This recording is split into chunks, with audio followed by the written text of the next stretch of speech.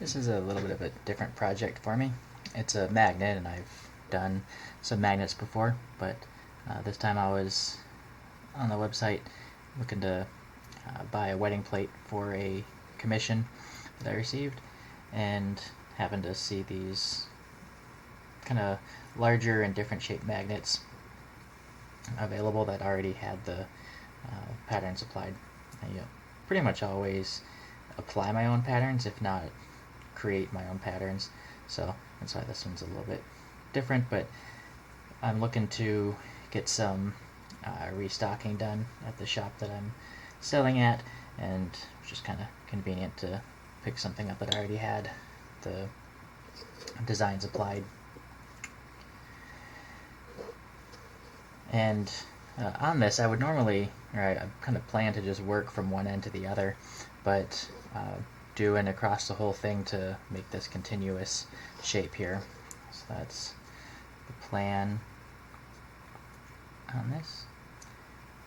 And if you're a regular viewer, I guess you might notice I'm not using the standard pink washcloth that I typically have under my projects as I work, and that's basically due to the size of this project, that it's small, so I can kind of contain it in my hand, and it's light and slides and moves easily anyway, but also with the size of the washcloth, it's just kind of gets in the way and everything, so didn't think it was worth using that for this. So this is a bit of an interesting piece in the kind of curvy, swirly nature that goes in different grain directions, so I'm just trying to pay attention to that as I go. And I might, in other cases, do the inside curve first, because this can be a fragile point on the inside. However, in this case, it's running straight along the grain, so even though that's a fine point coming in there, it should be plenty strong for me to do the outside of this chip first.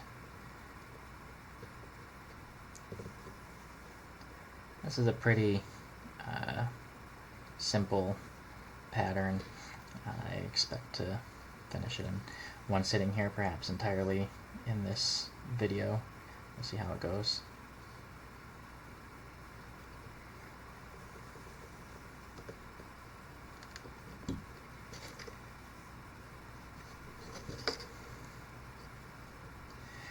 And so at the bottom here, it starts to kind of think about going in the other grain direction, but it doesn't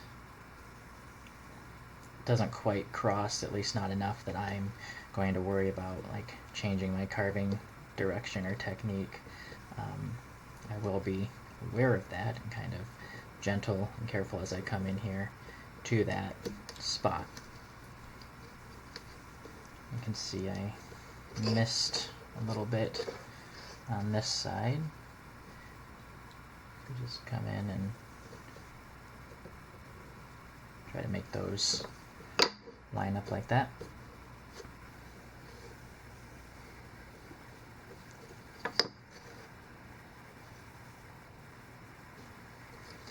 I think for these ones I will make sure to go with the grain. It's a little bit too close to the grain lines. I've got a video kind of explaining grain direction and when it matters for what, to either go with or against the grain. And these ones are the alignment and how close they are to being along the grain lines. Not real comfortable going against the grain in that.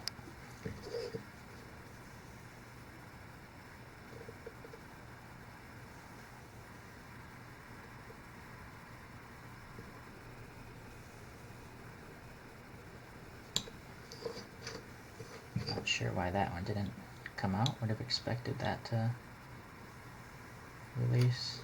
There we go. Just didn't get quite enough depth in my first cut, somewhere in the middle there.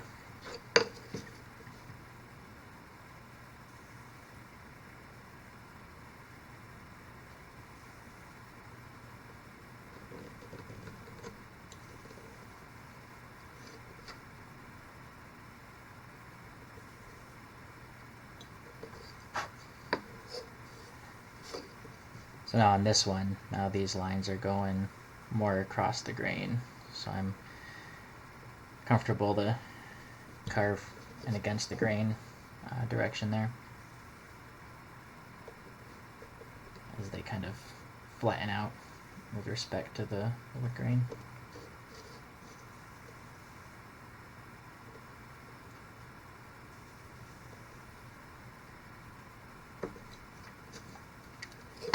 Yeah, this is going pretty quick as I suspected here, so should be able to get the whole thing done in just a few minutes.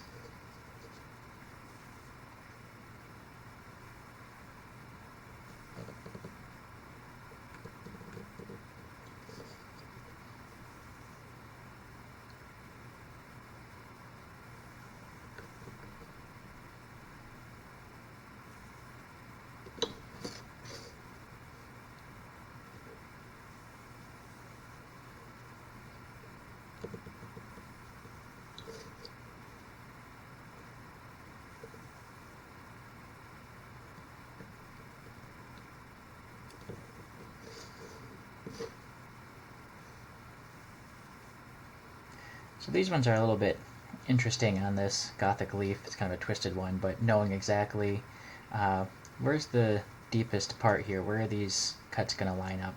And again, I have another video if you want to look at that for how to find the center of the chip where the cuts line up. But I have a pretty good idea just from feel and eyeballing it.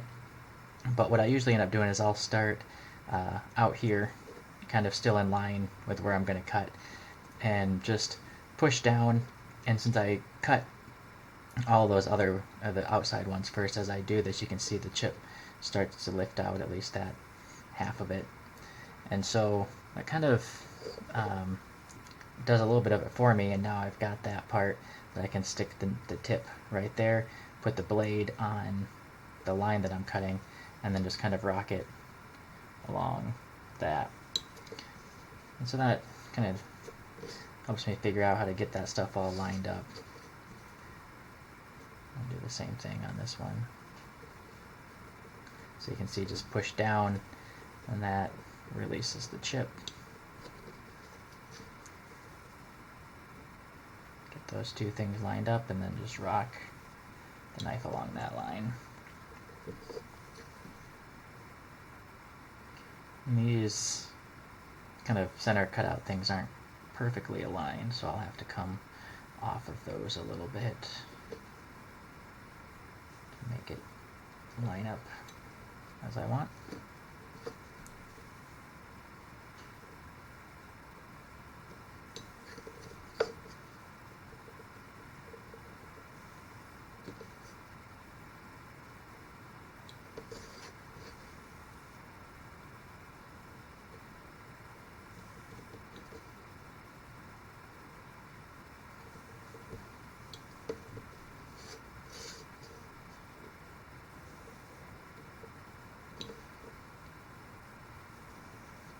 Just like that, more than half done. Just keep working. This is kind of a nice, I don't know, not really a break project, but definitely a simpler one than a lot of the projects that I do with letters or more fine or intricate shapes. So able to get this one done quickly, and for people who aren't into chip carving, who aren't familiar with the craft, aren't really gonna know that this is any different or particularly simple or easy compared to others. They just kind of see it at the shop and think it's cool. So nice to have a little variety in what people can buy.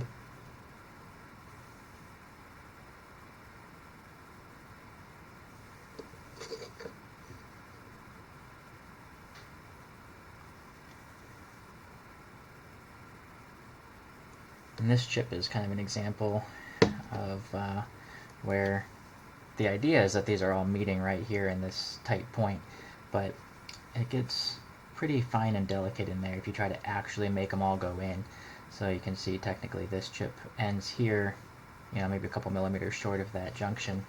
And I'll have to see how that looks once it's all done and the chips are removed. But for something like that, you kind of get it close and just let the viewer's eye fill in the details, and they'll get the same impression without having to try to be that precise and risk chip out or undercutting or stuff like that.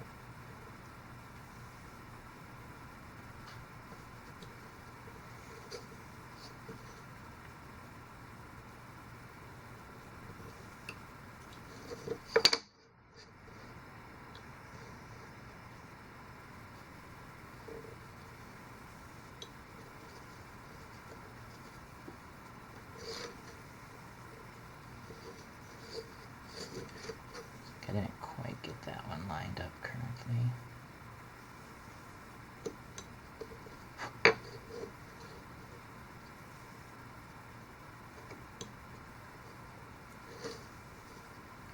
So I think that the amount that's off is significant enough. I'm going to try to come back here and take a little slice off to get those to line up better. Maybe even a little more. And this kind of thing is when it becomes relevant on not cutting too deep, deeper than you need to, not undercutting. If I had been on those, the first time I cut, if I had pushed too deep and went into the wood, then if everything was fine, that wouldn't be a problem. But then as I remove more and I'm exposing more of this face, then you're going to see those knife cuts in there. And so that's when it's good to not have undercut. Alright, so I've already done the 2 outside cuts on this one. Just the inside left.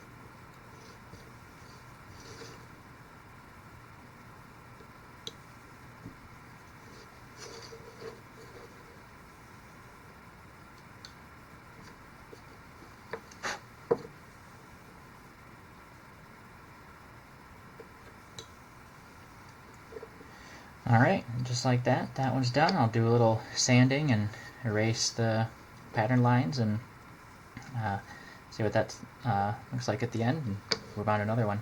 But as with always, if you have any questions or any topics you want me to talk about or patterns you want to see me carve, then feel free to leave a comment and let me know. Happy to help.